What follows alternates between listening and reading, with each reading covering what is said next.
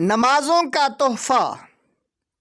بخاری شریف میں ہے، رسول اللہ صلی اللہ علیہ وآلہ وسلم نے فرمایا، اللہ تعالیٰ نے میری امت پر 50 نمازیں فرض فرمائیں۔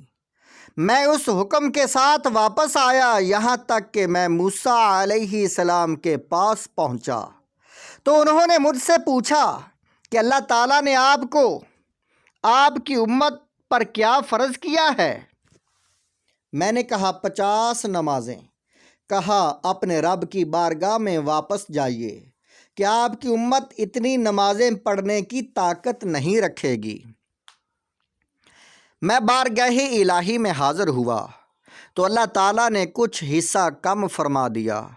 پھر واپس آ کر موسیٰ علیہ السلام کو بتایا کہ اللہ نے کچھ کم کر دی ہیں۔ انہوں نے کہا آپ پھر جائیں کہ آپ کی امت اس کی طاقت نہ رکھ سکے گی۔ میں پھر گیا تو اللہ تعالیٰ نے ان میں سے کچھ اور کم کر دیا۔ میں پھر موسیٰ علیہ السلام کے پاس آیا۔ انہوں نے پھر کہا کہ آپ واپس جائیں کہ آپ کی امت اتنی نمازوں کی طاقت نہ رکھ سکے گی۔ میں پھر بارگاہ الہی میں حاضر ہوا تو اللہ نے فرمایا یہ نمازیں 5 ہیں لیکن ان کا ثواب 50 کے برابر ہوگا کہ میرا قول نہیں بدلتا۔ میں پھر جب موسیٰ علیہ السلام کے پاس آیا تو انہوں نے پھر کہا کہ واپس جائیے۔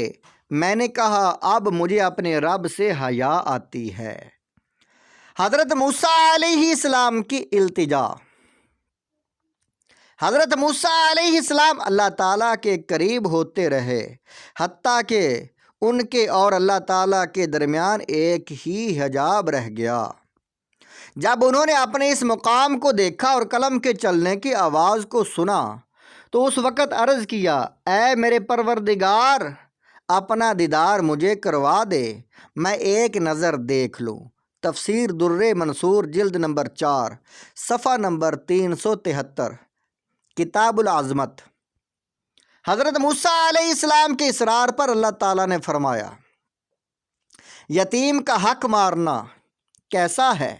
موسیٰ علیہ السلام نے عرض کیا ظلم ہے۔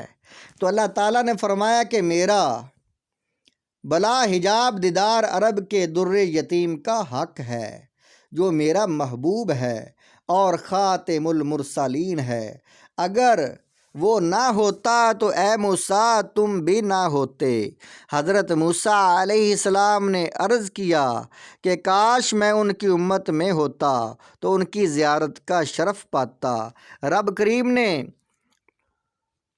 فرمایا ایک شب میں انہیں معراج پر بلواؤں گا، اس وقت تم ان کا دیدار کرنا اور ان کی آنکھوں کی زیارت کر کے میرے جلوے دیکھنا۔ معارج النبوت، بہار الانوار۔